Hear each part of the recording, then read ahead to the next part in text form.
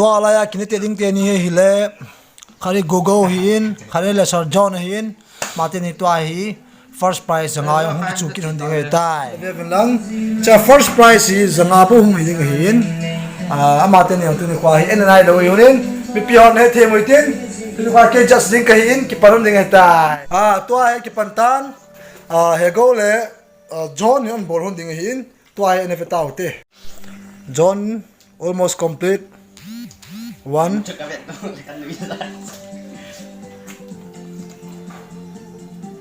cả quậy khó mà thế đó này sẽ làm thế nào phát phát đủ được cái nào ta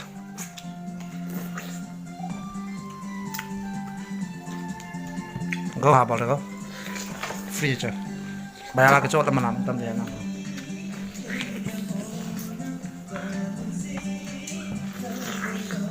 salah ucap dah mentah về cho nên cái ta do nhìn trái tán khi nào cái lá tao go lá khát hao còn mình điều khát nè cái thằng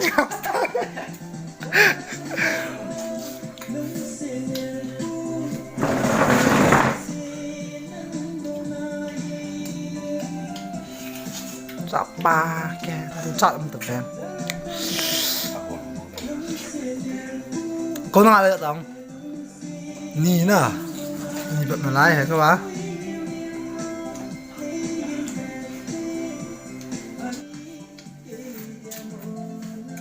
wow câu hỏi nhất đẳng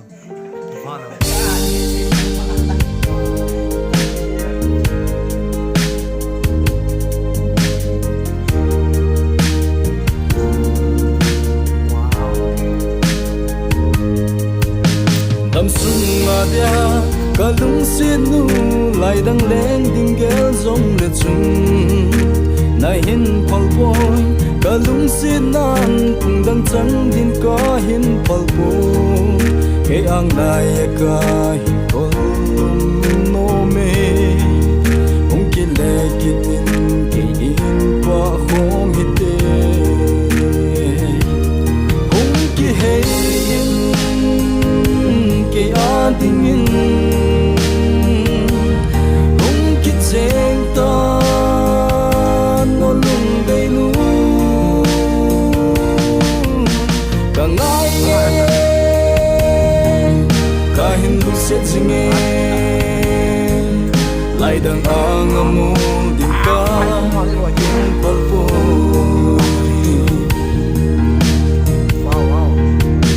leng dang na con ung lên gì ho trong hin đón lâu dễ nín ô ngày sẽ lung ngày hin na chul thấy lâu pa lên đi chân trên dòng nè na tu sẽ na kai tung ki ne go ung ki le ki in ki in pa hom hite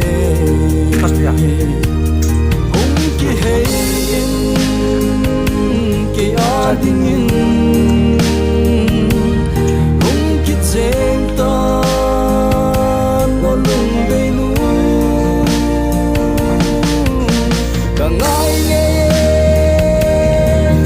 kahin lu set zinge lại đang ang amu din ka in palpo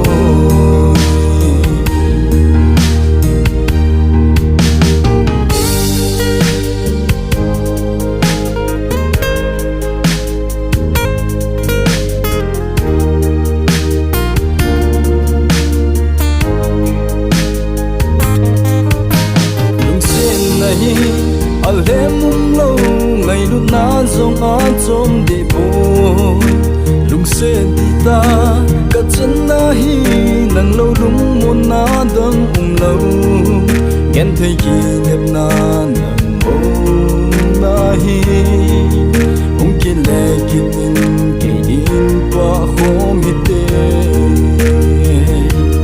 ông kia hay kỷ an tình in deng ta nó lung đầy nu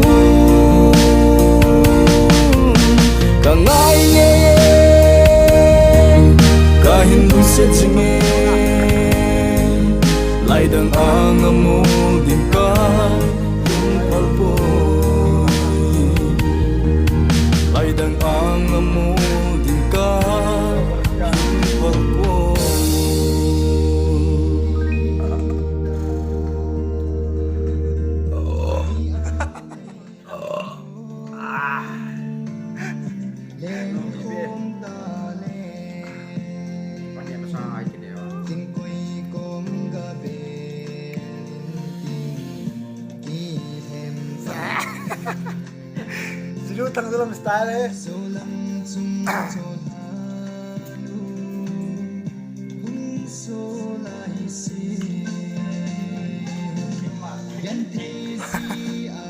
Cả sung diêm tài tí á.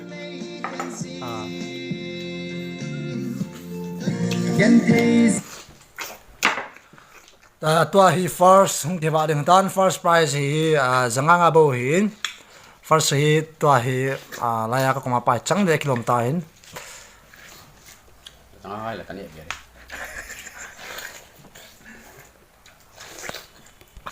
okay a Bolvin wow countless, it's amazing.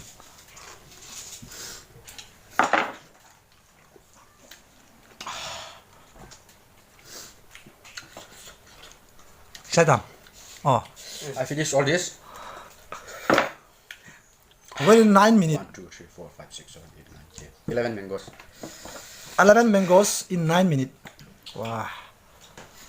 This will be our prize. Okay, let's count.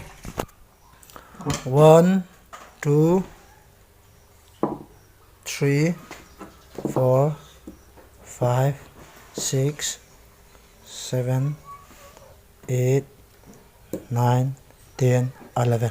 Okay, what about you? No, 11. Aha!